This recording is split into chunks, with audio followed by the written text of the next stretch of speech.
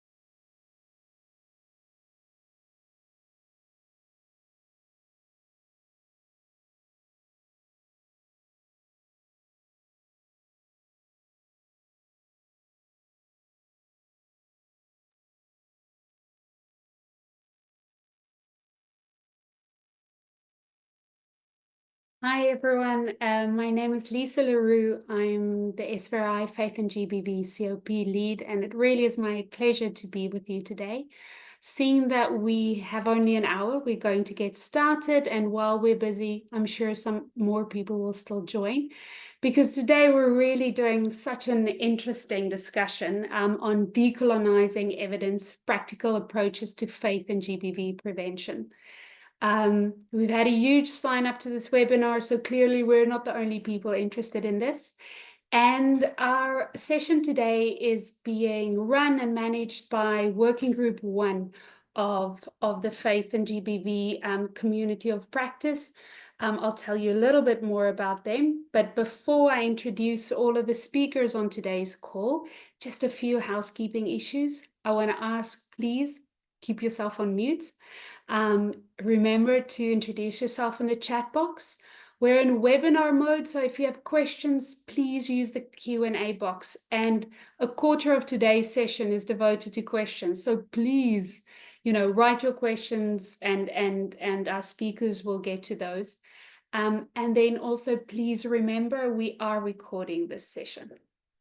Now, I'm going to start with a quick introduction of the speakers that we'll be having with us today. So, like I said, the Faith and GBV community of practice, we have 3 working groups. Now, Working Group 1 focuses on advancing research and policy at the intersection of gender, religion, and spirituality, with a particular emphasis on decolonial approaches. And Working Group 1 is taking the lead today in this COP-wide event in sharing with us some more around decolonizing evidence, what that means in theory and in practice. Now, Rafael Cesarin is the chair of Working Group 1, and he's the one that will be facilitating today. And he has brought for us just like an excellent group of speakers. The first is Mpoza Mabena. Now, warning to everyone, she's in Zimbabwe at the moment where they have no electricity. So we're hoping the internet will be strong enough that she can stay on. Mpo is the regional coordinator for child rights and positive parenting at Sonke Gender Justice in South Africa. She has over a decade of experience in this field, and she specializes in GBV prevention with a focus on transforming masculinities and faith-based approaches. And she's worked extensively with refugees, migrants, and faith leaders across Africa. Then we have Nicolas Panotto. He's an Argentine theologian. Now, this reflects Working Group 1's South-South learning agenda. And he's the director of Otros Cruces, and an academic specializing in public theology, post-colonial studies, and the intersection of religion and politics. And he's a professor and a researcher at Arturo Prat University in Chile and the Theological Community of Chile. And then our last speaker today is Henok Hailu. He's a faculty member in psychiatry at the Addis Ababa University in Ethiopia, and he's a leader in mental health initiatives that integrate indigenous and religious perspectives. He has over 10 years of experience, including training Ethiopian Orthodox clergy in domestic violence prevention. And we're just so interested to learn more about this. Now, I'm going to hand over to Raphael. We're so interested in just learning more from all of you, and thank you for being here today. Thank you, Lisa. A warm welcome again to everyone who took their time to come here and hear us, and especially the guest speakers. So as Lisa was saying, when we're all very passionate about this field, this kind of work, the focus on decoloniality here as being our main interest from the beginning of the co-op. But when we are chatting about how to frame this event, we first thought about, well, let's also try to understand what we mean when we talk about decoloniality. What does it mean to be decolonial? Can we be decolonial? Can practices be decolonial? Is this this sort of goal, an attainable goal, but at least the process? And how do we work with this concept? And I'll start basically by just clarifying some working definitions related to the theme, the very own theme of this event. And for us, decolonial refers to an approach, right, that involves rethinking and transforming systems of power, challenging the ongoing effects of colonialism in knowledge and culture. So it often focuses on reclaiming indigenous and local perspectives and position in decision-making processes historically suppressed by colonial domination.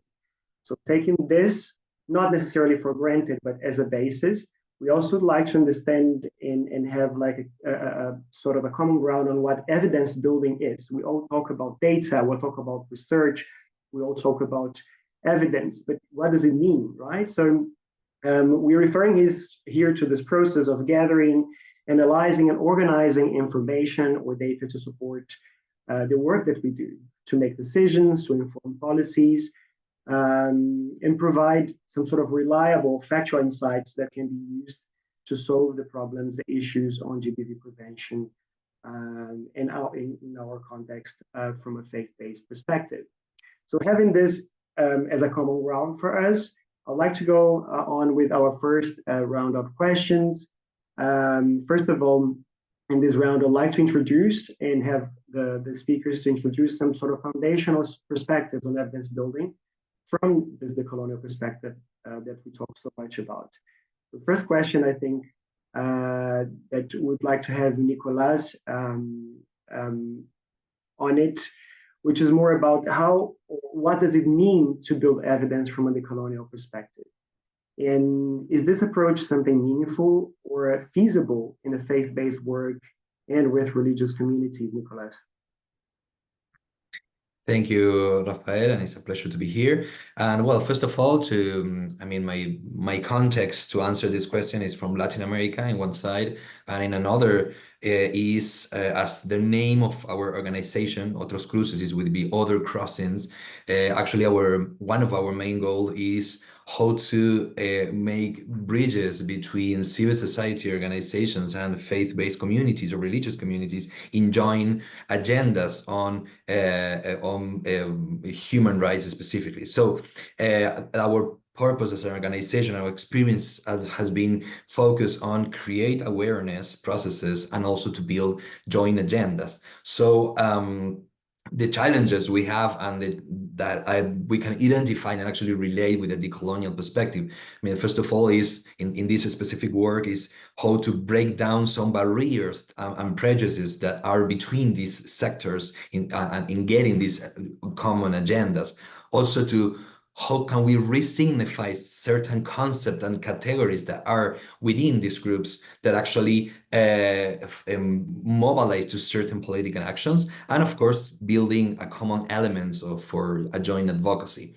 So going to the decolonial perspective and from this our background of our organization and specifically in Latin America, I would like to approach like two main axes. First of all, how the decolonial crosses this link between the religious and the civil society field, and second, actually some practical proposals in terms of evidence building and strategies. So from the first perspective is they are like in terms of the context of the relationship.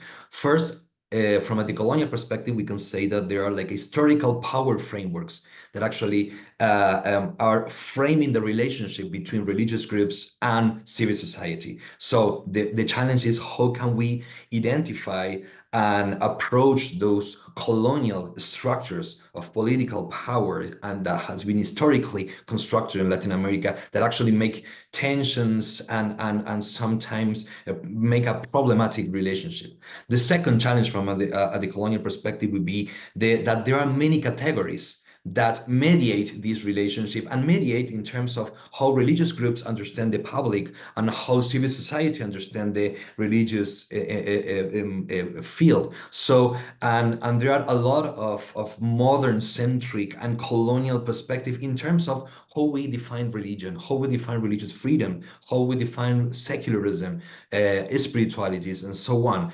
And the third, of course, from a decolonial perspective, there are a colonial structures in terms of how we canalize this relationship in terms of human rights, civil society, and the joint work with religious groups. So to finalize in terms of how to the building the evidence building approach from the colonial perspective in this framework, I will just say two main words that for us is important and from the the decolonial more known theory. One of them is the concept of ecology of knowledges, and the other one is intersectionality. I think these two elements are important in terms of the ecology of knowledge, is in terms of the questions of what this group understand of what are the main concepts that are in play on how they understand the relationship, because we don't want to go with our concepts of what we understand for these categories. We want to listen to the people of what they understand and from those categories that are present in the field to make this dialogue possible. And second, and I will explain maybe this in another question, is how to build actually these instances of encounter, of dialogue, to deconstruct and to make a decolonial critique, a joint decolonial critique between the groups, and the different actors. Because I think, and we could say this in terms of a decolonial dialogue, actually, in terms of reflecting the concept, reflecting and sharing the prejudices, sometimes putting on the table the tensions and building together some joint actions to go beyond that. Very interesting points raised, Nicolas. And talking about meaning and understanding, I also would like to know from Enoch, now bringing them to the conversation to East Africa, to Africa and East Africa in particular, Ethiopia. And for you, Enoch, and in your work and from your perspective, how do you see these aspects? What does it mean to build evidence from the colonial perspective, and how meaningful is this approach from the work that you do with religious communities? So thank you so much, Rafael. I strongly agree what Nicolas was really saying, and it's somewhat relatable to our context. So just to add on that, I would like to, as you have been saying on the start, when we talk about decolonization, we're talking about really looking back and checking the narratives and somewhat rewriting the narratives, and also checking the methodology which has been colonially affected. So what I would say is, like, in doing this, we need to really give a due attention and really to work on indigenous knowledge and religious practices to really get the new narratives. And for our instance, I think the Ethiopian Orthodox Tewahedo Church have been really keeping those narratives that are not affected by that colonialism, that is more closer to the culture, that is more acceptable by the people, that really reflects the pre-colonial culture and values and systems of that society. So in rewriting the narratives, in order to get the knowledge and the narratives, the church has a very deep wisdom regarding that. So that's one thing I really believe in. The other thing is also when we start involving the community, when we start to really understand the narrations from their storytelling and so on, we're able to really come up with the ideas from where the knowledge and the ideas and the practice came. So this made it very easy for us to reshape the ideas we wanted. So just to give you a brief a practical example from our project Dildil, which is somewhat similar to what Nicholas was saying. Dildil in one of the local language means a bridge, building a bridge between the religion and the other practices, the so-called scientific practices. So in doing this, when we were involving the reviewing the literature of the Ethiopian Orthodox Tewahedo Church regarding gender-based violences, we were amused because like we're able to find literatures that are more closer to the people and that we can really use effectively, to address the idea of gender-based violence and so on. So with that knowledge, we're teaching the clergy. So we're not teaching them something new. We're just teaching them, reminding them something that was written in their religious scriptures, in the religious teaching, which is very close to them. And it was very easy for them to accept it. So that again, with that same knowledge, which is very closer to their heart and to the heart of the people, they can also share it to the people, which will make it very easy for the people to really understand because it's more closer to them. And it really reflects their value and their culture. So I really believe that it's very important. It makes checking the narration very easy. And at the same time, just to add one more thing would be when we talk about decolonization, as you all know, we're also considering about the power imbalance, right? So for many people who have been educated by this colonial system, they think that this traditional knowledge, even the word traditional, they will use so that they use it to degrade the local knowledge. But when you thoroughly try to go through it, try to check it by that lens of having that power dynamics, because the colonial definition has made it to be traditional, so that because of the power imbalance, that it was considered as something invaluable and which is not scientific and so on. But if you find, like, if you really review it with that lens, you'll really find different evidences that can be supported the process. So I think I just wanted to highlight these two things. Thank you. Perfect. Thank you. And it's always good to have actually this coming straight from the field, right? It's something that you built from its own experience. And this is something that we're really looking forward to hear more. And then changing a bit more the focus, now let's say more on gaps. And as Nicolas and Enoch mentioned, there are many gaps that we try to fill up with this framework, with the colonial framework, and when you're in the field. And I know that my colleague Paul has a lot of experience in this area.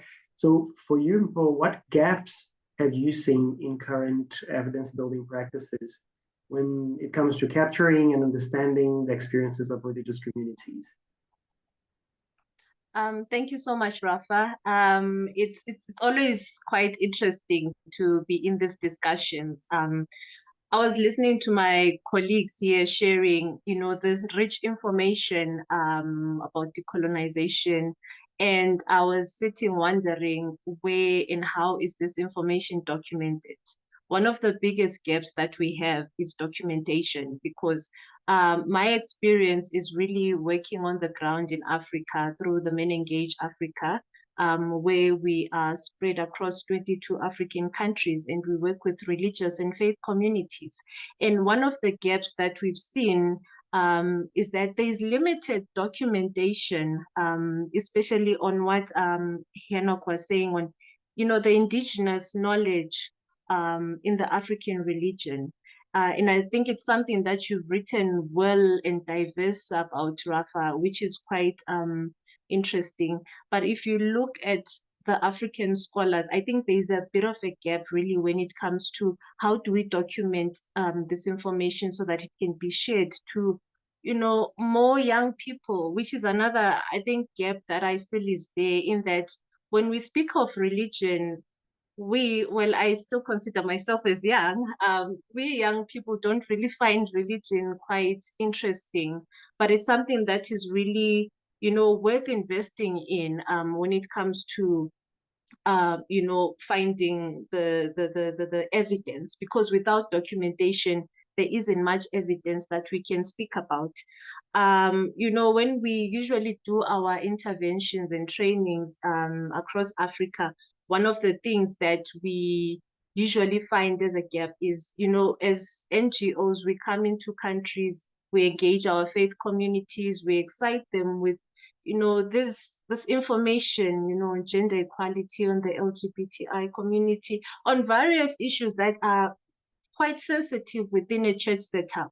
And what we then don't do is produce enough, guidelines or toolkits that can really help shape the narratives that can help, understand what do we really mean when we are looking at the intersections between, religion and decolonization.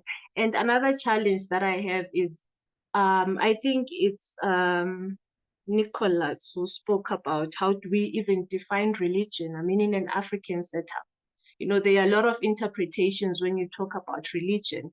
How I define religion in Africa is may be totally different to how you define religion in Europe. So, there's just a lot of need to document. You go into communities and you engage with the religious leaders, they have vast knowledge and information. And one of the key aspects that we often miss out is the documentation. I'm also glad I saw Dr. Nontando Khatebe is one of the colleagues on the call. She's done so much amazing work in trying to document, especially on the Catholic faith. So I'm really, really excited that we do have several scholars, though, despite the limited number of, scholars, but they are quite some. I wish there could be more so that, the scope can really be opened up so that we have really intense and honest discussions about where do we stand, especially in Africa, where colonization is it draws a lot of background in how we are shaped as Africans. Yeah, I think let me stop here for now, because as faith leaders, we speak forever, and if we don't say amen, we will talk forever. Yeah, it's great, and also this connection, in fact, with Nicolas's and Henok's interventions was great. And then taking on that, I would like to actually go back to Henok and hear some of his experience in collecting data. And since you mentioned this in the beginning, and I know that Henok also has a very good insights in this. So I think some of the challenge would be what we have faced, especially in doing this, is like really separating the church teaching and from the culturally influenced teachings, because like when we're training the clergies, because the clergies are, even though they have been trained in the religious teachings, in the religious scriptures and so on, the way they interpret those religious scriptures and the way they were teaching was somewhat informed by the cultural conception. Somewhat we find it to be affected by the misconceptions of the culture, because like they are also part of the culture. So I think one critical point would be really thoroughly separating the true the church's scriptural teaching, which is supported by the scriptures, and those culturally embedded, the culturally what can I say, like from those cultural misinterpretations. So that's also another important thing, because through time people tend to misunderstand the cultural understanding as the sayings of the church, and people were really abiding it. So one thing what we have been doing as part of this process was that really showing the priestess that which one is the true scriptural teaching of the church, which is supported evidenced by the scriptures, and somewhat which one is the misinformation which emerging from the culture. So this is another important point. Perfect. Let's then move to the second round of questions. And in this round, I would like to discuss more some practical strategies for integrating this sort of more inclusive practices into GBV prevention. And when I mean inclusive, the idea here is that when you talk about the Global South, we also would like to challenge this notion of the sort of like strictly traditional, like old school, let's say, notion of faith-based communities and religious communities. Currently, we've got in African, Latin American, Asian modernities, a number of also other populations that have been at the forefront of claiming for their rights. And the connection with the work that faith-based work is on GBV prevention is happening is important also to take them into account. I'm talking here, and Paul mentioned briefly about the youth, the work with children, and LGBTIQ plus individuals, right? So we've got this sort of like framework. The United Nations work with the Sustainable Development Goals work with the notion of no one left behind. And this idea is key, I think, for me, that alongside the work that is being done on the broad spectrum of GBV, the faith-based work, it's also important to hear the voices of these communities, these populations that are already emerging in different spaces, but still have this sort of like ceiling, right, that limiting their emergence on having decision-making positions or having a say due to a number of practices or a number of structures, patriarchal structures, to be more clear, that prevent these populations to really have a saying and to integrate their perspectives. And like I said, especially we're talking about children, the youth, and queer individuals. So moving to this round, I'd like to ask from Paul particularly, how can we create then these more inclusive and transformative practices for evidence building in GBV prevention, especially with the faith-based work in religious communities? Thank you, Rafa. I think traditionally the church has been seen as a very conservative institution. When I joined Sonke, you know, the work that we did on engaging religious and faith communities, there was still that conservativeness to speak about sexual violence, to speak about the LGBTI community, you know, those sensitive issues that are deemed as a no-go area really within the church, because the church is something that's pure, something that doesn't need to be seen as dirty. Sorry to say that. I'm not having a word right now. But for me, it's, you know, creating an open, free, safe space for communities, for faith leaders, for everyone to engage in these communities, because what we oftenly portray the church is that they will not talk about it. For instance, we've seen how if a young girl is pregnant and she's been having a lot of duties within the church, she's excommunicated. But the church would not really get into deeper details as to why is she pregnant, where's the perpetrator who, you know, violated this young girl. These conversations are not even talked about.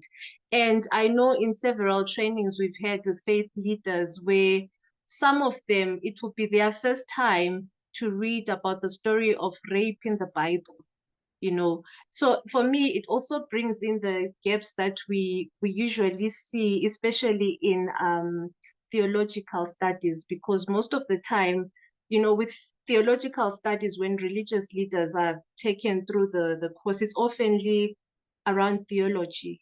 and limited issues around the social issues which we are being faced with. So, I mean, I can speak of several examples on sexual violence within the church that we've seen happening even recently, you know, with the resignation within the Anglican Church. For me, I feel there haven't been much open and safe spaces, you know, for even the religious leaders themselves to talk about the issues that really affect them, because we have this view that, you know, faith leaders and faith communities are holy and pure, and we forget that at the end of the day, the faith leaders are human beings who, I think the previous speaker did speak about you know, being influenced by your religion, your culture. So for me to be more influenced by my Ndebele culture, even if I'm to speak about religion, it's influenced by my Ndebele background and my Ndebele culture. So what does it take for, you know, the churches and faith leaders to sit down? And especially for me, the issue is really for the faith leaders, because I think there's oftenly not enough space for them to sit and honestly, openly talk about these sensitive issues. I remember at one time we were doing a training for faith leaders, and you know, we were supposed to do a session around contraception, and the church, unfortunately, did not want us to engage in issues or topics around contraception because the church doesn't believe in contraception or SRH issues.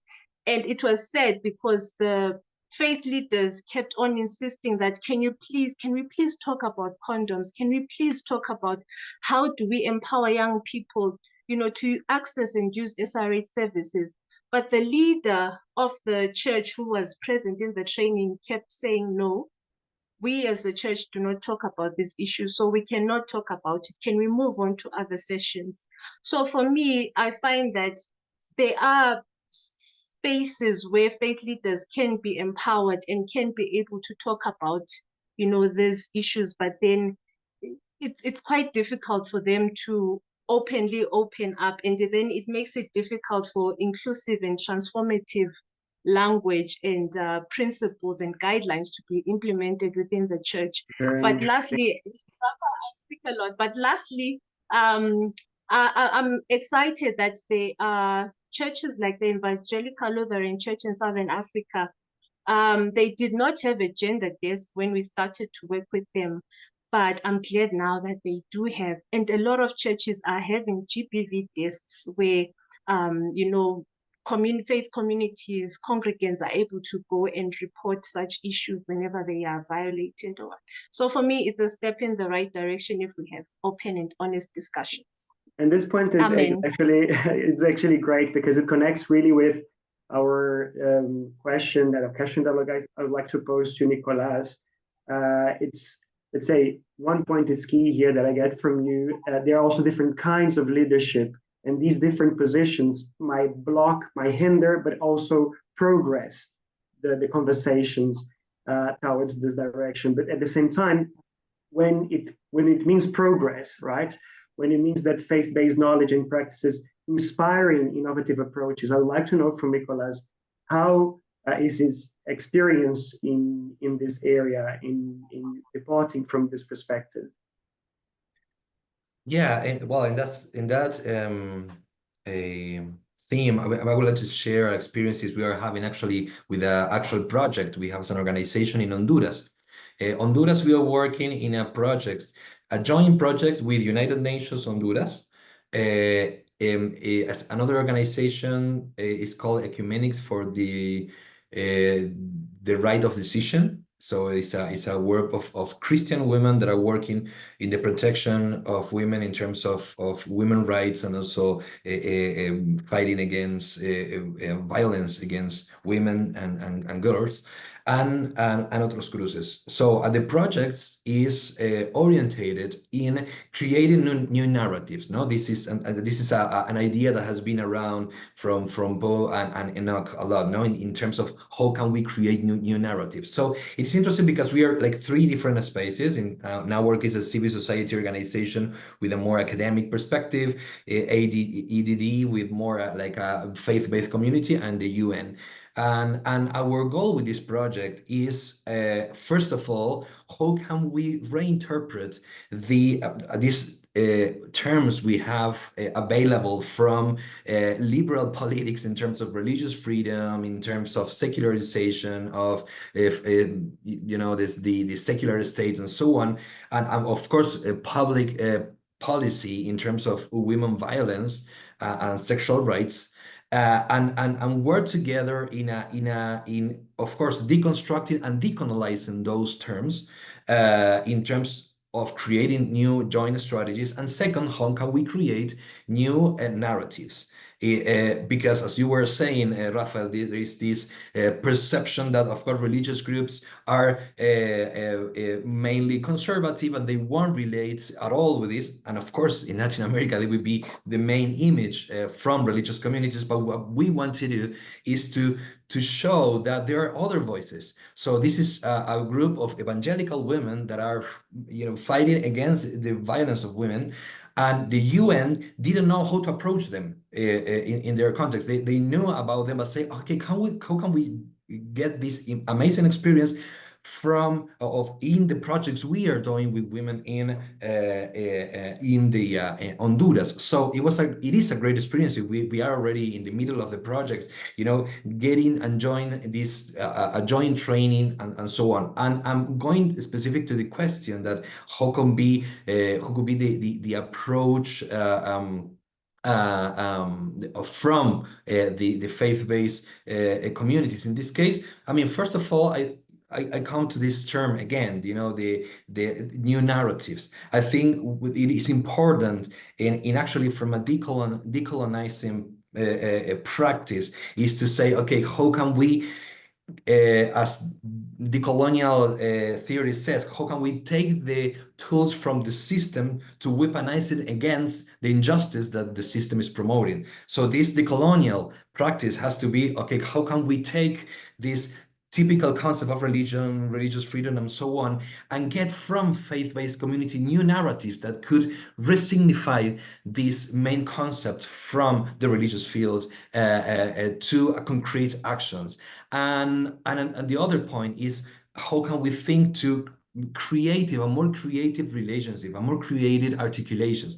Here we have a multilateral organizations, faith-based organizations, and academic space joined in together in common projects. I think we need to rethink about new possible articulations, and from faith-based communities, I think they need to open. Actually, they need to work on new ways of relating to civil society and political groups. But I think that's our goal as well as civil society organizations. So how can we promote actually these spaces of dialogue and encounter?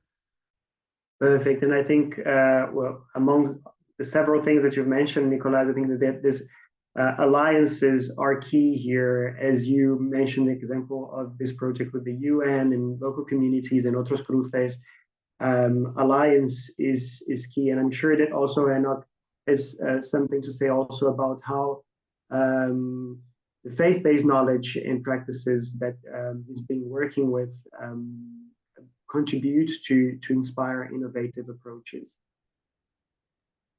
So I think one innovative approach we were able to find was that using the trust, that the existing trust of the church amongst the people. So it was very easy, as Nicholas was saying, in constructing some of the narratives, which were really contributing a lot for the gender violences, for people not to come forward and so on. So we're using the clergy. That's why we have been using the clergy, because the clergy, even though they are male, they are trusted by the people, because the people really believe that they are spiritual fathers. They are not only working as individuals, but also like speaking the word of God and so on. So they have been trusted. So those people having domestic violence at home were coming forward to tell them that they are having difficulties to them. So this helped us like to really get to the bottom of the problem. So if we can really help these people so that they become at least not harming the people and at most to become someone who's safe to really protect these people, to really show them where to go, to really, if they really know how to be empathic, if they really know how to be understanding to the situation and so on. So they have been also providing that therapy. So this is, really very unique for and very innovative for a country like Ethiopia, who has only like not more than 100 psychiatrists and not more than 100 plus psychologists. Where especially most of them are really located in the urban areas. But this process will go to the bottom, really address these people and so on. This is very innovative. Very easily you can really address the people there by just simply working a little bit on that. The other thing would be like these people has the trust again, which can also help you to easily get the attitudinal change we have been really fighting for many years. So, but if we can really change these people with good evidence, their attitude, and then these people will be addressing many people in their network so that they can help us to easily get that attitudinal change we have been striving for. This is what we have really found because, for example, one clergy may have like up to 200 spiritual sons that he timely visits every Sunday after church. That he will gather them and preach them and so on.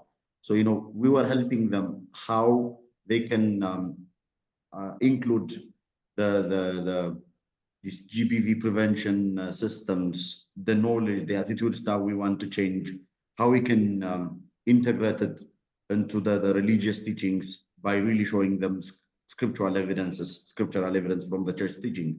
So it was very easy for them to teach that, to preach that, and to address this number of people. So I think there is always this important. The other thing would be, I think we, like the phase that the religion emphasizes on the interconnectedness of the mind, the body, and the spirit. So I think this is also another important thing. So when we talk about like protecting our people, we're talking about like the interconnectedness of these three things, these very important aspects.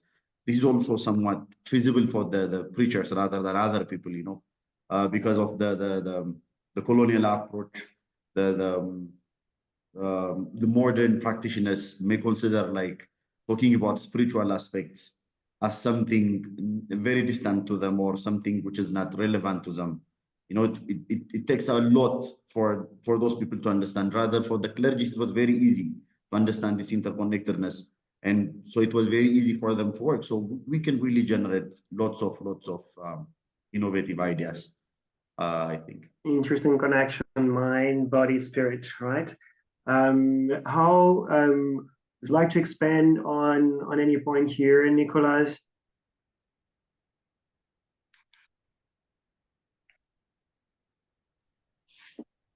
Yeah. Sorry. Yeah. Well, actually, I just would like to highlight like two elements that have been said, one from Enoch and one from Bo, actually. So the first point, and actually it was very like an echo from the situation here in Latin America, was what Enoch said about the importance of the indigenous knowledge. In Latin America specifically, we are like trying to work on, for example, how can we relate what the indigenous groups are getting into in terms of rights for the land and spirituality, connecting this to a more open perspectives on, for example, the works on religious freedom. So this is a very actually the colonial approach, and I remember like these two terms. One that I mentioned that I couldn't develop is intersectionality, and another one is very used here in Latin America. This the critical interculturality in terms of how can we create a knowledge in terms of how the religious acts in the public from the intersection of different religious knowledges. In Latin America, we have the problem of the Christian-centric definition of religion. So, but there is a challenge in terms of how can we get the what indigenous groups are doing, are getting in terms actually of laws and indicators and so on. But actually, because of these very secular mindsets in the liberal thinking in Latin America, those relationship between spirituality and the right of land are not related with the issues on religious freedom and the weaponizing actually of religious freedom against rights. So I think there are a lot of interesting points there to do. And the second, and I will finish with this, actually another thing that Paul says in a moment about theology. I'm a theologian as well, and I think critical theology is very important to invite in these discussions. These connections between religious groups. Religious groups, they think through theology. That's their narrative. So we need critical theologies that could help us to make these bridges. And there are a lot of feminist theologies, queer theologies, critical and liberation theologies that could help us make that bridge, but actually on the other way around, to the civil society organization, that they don't know actually these kind of narratives, and theology and critical theologies could help civil society organizations to make a wider perspective and a more open perspective in terms of the categories they use and they use to get into and relate to religious groups and to think actually on agendas of human rights. And I think at this point, I don't know, I also like to hear, and since you've mentioned from Paul, if you could expand on also any points raised, because I think that there is an interesting connection here, right, Paul? Sorry, Rafa, can you please repeat your question? My network No, kind I of... get that.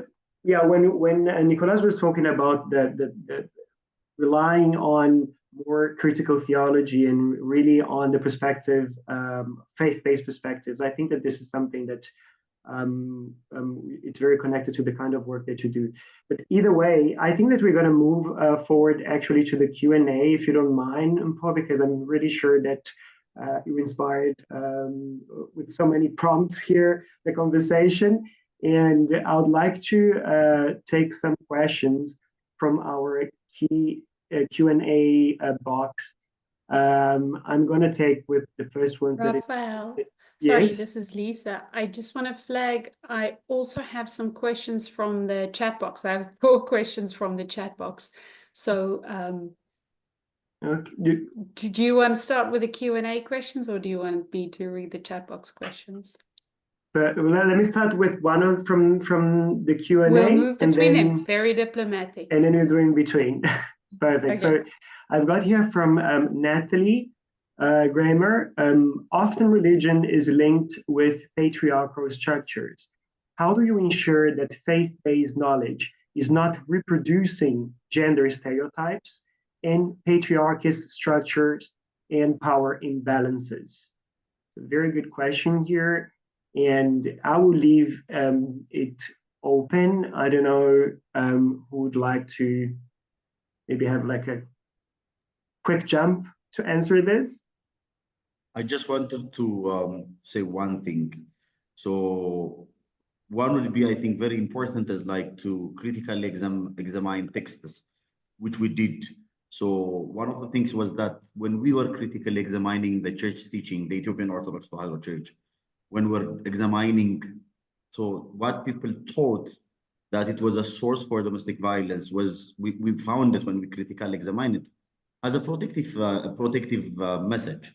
And even the clergies were saying they were not understanding it this way. And when we were doing our research, we found out, this is what I have said earlier, is because the clergies were teaching it, people think that it's the religious teaching, but it was not the religious teaching. It's the culturally misinterpreted and misdefined teaching. So by really doing this critical reviews, we can really see what the church is teaching truly and what is not. And the other thing would be, I would really ask this point to really see it from a different perspective, still by a decolonizing perspective, to see it that, okay, let's say it's patriarchal led, but does that mean really necessarily creating that gender-based violence? So I really think we should really see it from a different perspective. The reason why I'm suggesting this is because, like, when we were seeing this from our religious practices, people considered it differently. So we may find interesting narrations about that even. So I think it's also important to see it. So this is what I'd like to. I don't know, Paul, Nicolas, if you have any insight on that. Just to say that we need to visualize actually these other voices of actually to counteract and to respond to this very common patriarchal structure that we find, for example, in Latin America, on the main Christian churches and Christian structure.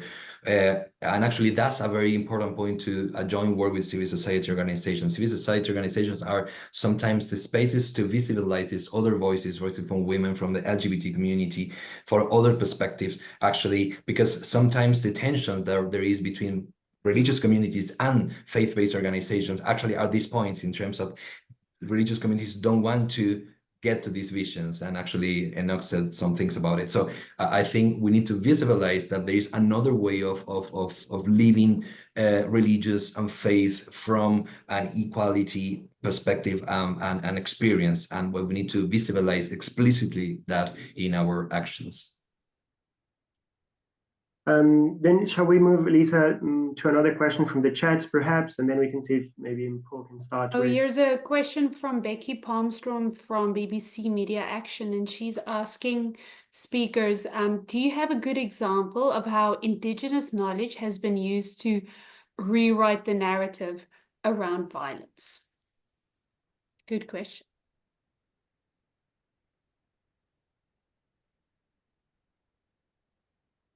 Good question indeed. Can I pass it to my other colleagues? Well played.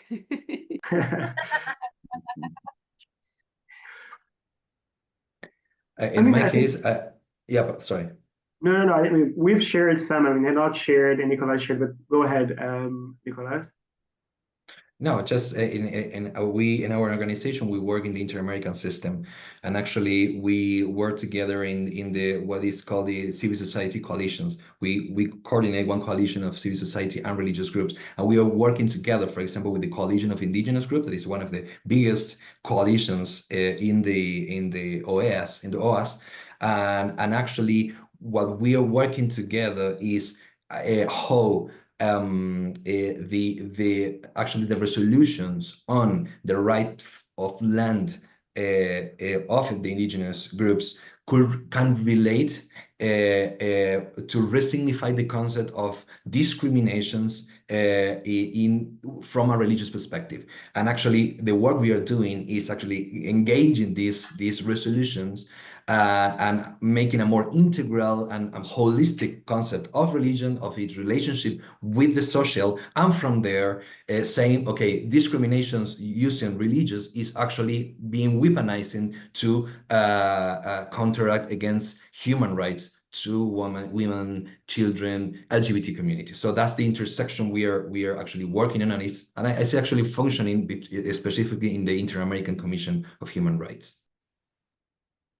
Thank you, Nicolas. I have one question here, actually addressing Paul specifically. So from the NERA, asking with regards to Paul, faith leaders' work who do not cooperate, how do you then go about helping the people in those communities, considering there might be many who need help, but are confined behind the church leaders' rules?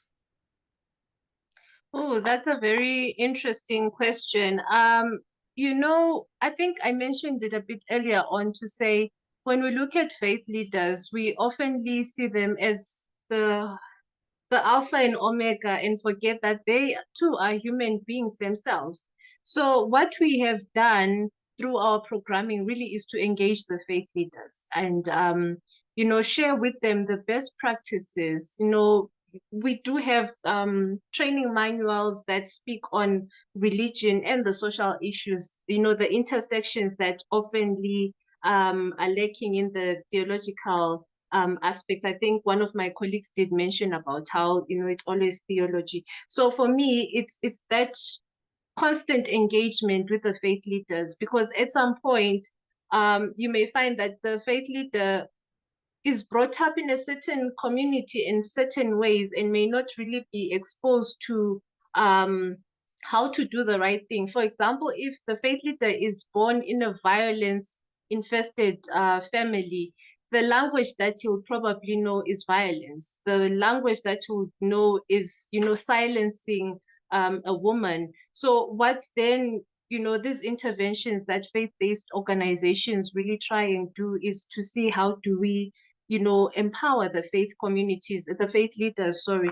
I think there was another question that I promise in 1 minute, I promise. The issue around, clergy being perpetrators, there's a question that I kind of read through, and it really touched me, because in most of our conversations, we rely on faith leaders to be our guides, but forget that at times they are perpetrators.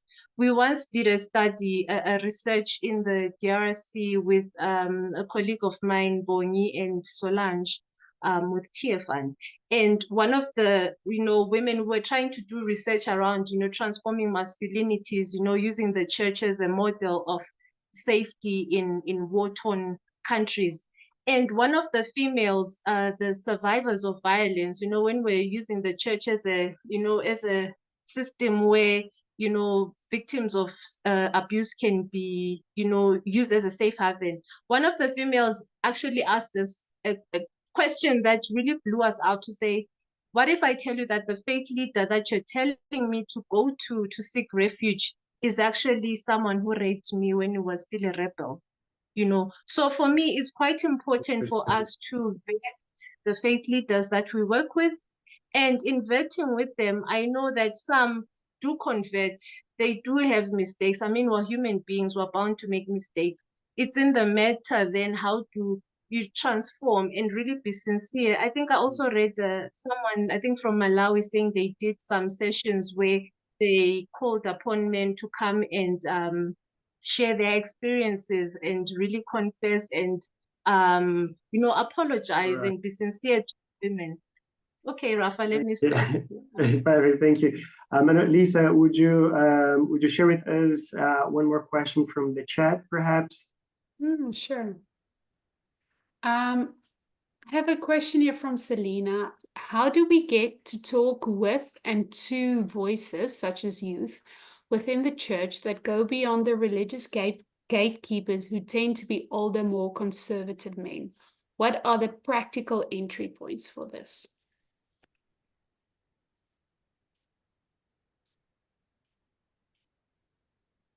Not everyone at once. I think one would be really understanding the reason why they are conservative is very important, because in our context, the reason why they were very conservative regarding this idea, because they thought we're just bringing this so-called scientific and modern knowledge, but which is totally against the religious teaching. So they are very protective of their religious teaching, not to be diluted by those anti-religious or other perspectives. So to really understand their concern is very important. One is that.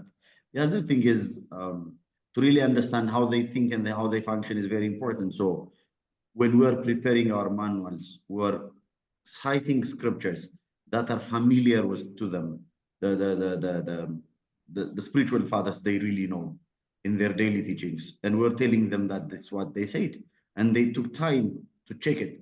So they send we've sent the document to the theological college that it will get the approval.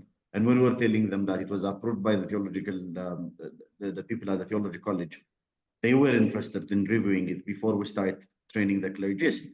So once they have built that trust, I think it was very easy to engage them. So this is what maybe one practical approach. So speaking their language, knowing why they are protective is very important.